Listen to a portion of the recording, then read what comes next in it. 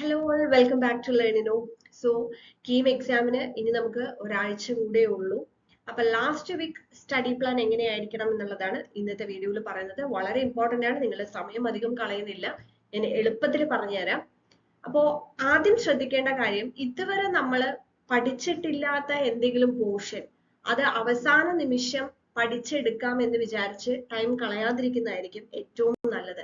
കാരണം ഇതുവരെ നമ്മൾ ഏതെങ്കിലും ഒരു പോർഷൻ നോക്കിയിട്ടില്ല, അതായത് ടഫ് ആയിട്ടുള്ള പോർഷൻ ആയിരിക്കും നമ്മൾ നോക്കാതെയൊക്കെ മാറ്റി വെച്ചിട്ടുള്ളത്. അപ്പൊ അങ്ങനെ നോക്കാത്ത പോർഷൻസ്, ആയിട്ടുള്ള പോർഷൻസ് ിലേക്കൊക്കെ നമ്മൾ ഒരുപാട് സമയം കളയാതിരിക്കുന്നതായിരിക്കും ഈ അവസാന നിമിഷം നല്ലത്. കാരണം എന്താന്ന് വെച്ച് കഴിഞ്ഞാൽ അതിന് ഇനി വേണ്ടി നമ്മൾ ഒരുപാട് ടൈം സ്പെൻഡ് ചെയ്ത് കഴിഞ്ഞു ചിലപ്പോൾ നമുക്കത് റിവൈസ് ചെയ്യാനോ റിമെമ്പർ ചെയ്യാനോ ഒക്കെ ബുദ്ധിമുട്ടായിരിക്കും. പഠിച്ചു കഴിഞ്ഞ കാര്യങ്ങൾ, അതായത് ഇത്രയും നാൾ നമ്മൾ പഠിച്ചു കഴിഞ്ഞ കാര്യങ്ങൾ റിവൈസ് ചെയ്യാനായിട്ട് ഇനിയുള്ള സമയം യൂട്ടിലൈസ് ചെയ്യാം. കാരണം ഈ റിവിഷൻ എന്ന് പറയുന്നത് വളരെ ഇമ്പോർട്ടൻ്റ് ആണ്. നമ്മൾ പഠിച്ച് എല്ലാം നമ്മൾ സ്റ്റോർ ചെയ്ത് വെച്ചിട്ടുള്ളത് നമുക്ക് എത്രത്തോളം അത് റിക്കവർ ചെയ്ത് എടുക്കാനായിട്ട് പറ്റുന്നുണ്ട് എന്നുള്ളത് നമ്മൾ ടെസ്റ്റ് ചെയ്ത് നോക്കണം. എങ്കിലേ എക്സാമിനും നമുക്ക് അതുപോലെ അത് റിമെമ്പർ ചെയ്ത് എടുക്കാനായിട്ട് പറ്റുള്ളൂ.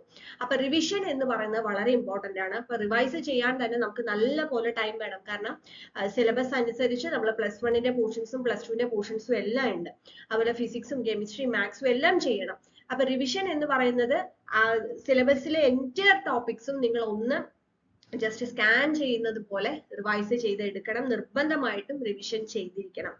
രണ്ടാമത്തെ ഇമ്പോർട്ടന്റ് ആയിട്ടുള്ള കാര്യം എന്ന് പറയുന്നത് previous year question papers solve ചെയ്യുക എന്നുള്ളതാണ്.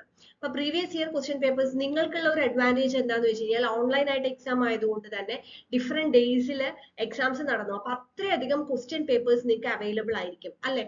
അപ്പൊ നിങ്ങൾക്ക് ആ ക്വസ്റ്റ്യൻ പേപ്പേഴ്സ് എല്ലാം, അതായത് കഴിഞ്ഞ വർഷം നടന്നിട്ടുള്ള കംപ്ലീറ്റ് ക്വസ്റ്റ്യൻ പേപ്പേഴ്സ് നിങ്ങൾ സോൾവ് ചെയ്യുക. ഏത് രീതിയിലാണ് ചോദ്യങ്ങൾ വന്നിട്ടുള്ളത്, ക്വസ്റ്റ്യൻസിന്റെ പാറ്റേൺ എന്താണ് എന്നുള്ളതൊക്കെ അറിയാനായിട്ട് സാധിക്കും. ഇപ്പൊ നമ്മുടെ ചാനലിലാണെന്നുണ്ടെങ്കിലും നമ്മൾ PYQs വീഡിയോ സീരീസ് ആയിട്ട് ചെയ്യുന്നുണ്ട്.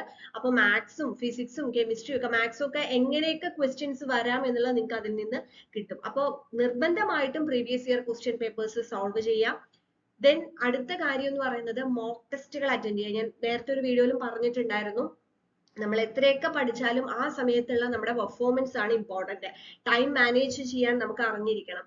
ഒരു ക്വസ്റ്റ്യൻ നമ്മൾ കാണുന്നു, അത് ടഫ് ആണെങ്കിൽ എത്ര നേരം നമ്മൾ അതിന് സ്പെൻഡ് ചെയ്യണം, നമുക്കത് കിട്ടുന്നില്ല എന്നുണ്ടെങ്കിൽ അത് വിട്ട് അടുത്ത ചോദ്യത്തിലേക്ക് പോവാൻ അത് ടൈം മാനേജ് ചെയ്യാനുള്ള ഒരു സ്കില്ല് വേണം. അതേപോലെ തന്നെ നമ്മൾ ഒരു ക്വസ്റ്റ്യൻ കണ്ടു, ഏതൊക്കെ രീതിയിൽ നമ്മൾ തിങ്ക് ചെയ്യണം, എങ്ങനെയൊക്കെ ആലോചിച്ചാൽ ആൻസറിലേക്ക് എത്താനായിട്ട് സാധിക്കും, അങ്ങനെയുള്ള കാര്യങ്ങൾ. അതേപോലെ തന്നെ സൈൻ മാറി പോവാതിരിക്കുക, യൂണിറ്റ് മാറി പോവാതിരിക്കുക. അപ്പൊ അങ്ങനത്തെയൊക്കെ കുറെ കാര്യങ്ങൾ നമ്മൾ എത്രയൊക്കെ പഠിച്ചാലും എക്സാം അറ്റൻഡ് ചെയ്യുന്നതിന്റെ ഇമ്പോർട്ടൻസ്.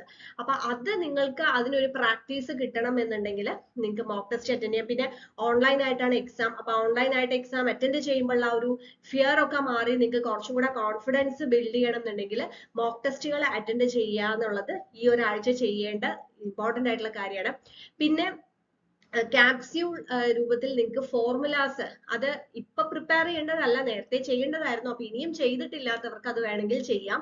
കാരണം ഡേ ബിഫോർ എക്സാം നമുക്കിപ്പോ പെട്ടെന്ന് ഏതെങ്കിലും ഒരു ഫോർമുല നമ്മൾ മറന്നുപോയാൽ അപ്പൊ വീണ്ടും നമ്മൾ ഈ പഠിക്കാൻ എടുത്തിട്ടുള്ള ബുക്കുകൾ ചിലപ്പോൾ ഓൺലൈനിൽ പഠിക്കുന്നതായിരിക്കണം. അപ്പൊ ഇത് സെർച്ച് ചെയ്യാൻ പോവുക, അതിന് കുറെ ടൈം കളയുക, അതില് നമുക്ക് ടെൻഷൻ ആവേണ്ട ഒന്നും കാര്യമില്ല.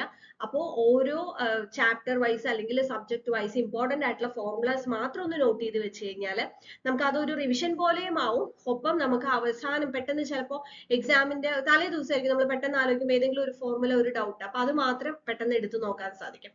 അങ്ങനെ ഈ ഒരു ലാസ്റ്റ് വീക്ക് നിങ്ങൾ ഏറ്റവും ഫ്രൂട്ട്ഫുൾ ആയിട്ട് യൂസ് ചെയ്യാം.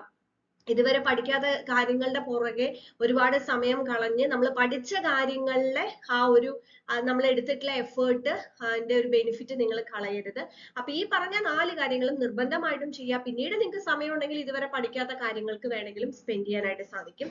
സോ നമ്മുടെ ചാനലിൽ വരുന്ന PYQ സീരീസ് വീഡിയോസ് എല്ലാം തന്നെ നിങ്ങൾ നിർബന്ധമായിട്ടും കാണുക. കാരണം ആ സൊല്യൂഷൻസ് നിങ്ങൾക്ക് കിട്ടും. അതുകൂടാതെ നമ്മുടെ ലേണിനോ ആപ്പ് ഡൗൺലോഡ് ചെയ്ത് കഴിഞ്ഞാൽ നിങ്ങൾക്ക് മോക്ക് ടെസ്റ്റുകൾ അറ്റൻഡ് ചെയ്യാനുള്ള ഓപ്ഷൻ ഉണ്ട്. സബ്ജക്ട് വൈസ് ആയിട്ടും കമ്പൈൻഡ് ആയിട്ടുള്ള ടെസ്റ്റുകളൊക്കെ നമ്മൾ അതിനകത്ത് കൊടുത്തിട്ടുണ്ട്. അപ്പൊ അതും മിസ് ചെയ്യാതിരിക്കുക. എന്തായാലും ലാസ്റ്റ് വീക്ക് പ്രിപ്പറേഷൻ നല്ല രീതിയിൽ പോട്ടെ. ഒപ്പം തന്നെ നിങ്ങളെ ഹെൽത്തും നല്ല രീതിയിൽ നോക്കുക, അസുഖമൊന്നും വരാതെ. കാരണം എക്സാം നമുക്ക് അറ്റൻഡ് ചെയ്യണം. അപ്പൊ അതുകൊണ്ട് ആ കാര്യങ്ങളും എല്ലാം തന്നെ ശ്രദ്ധിക്കുക. All the best.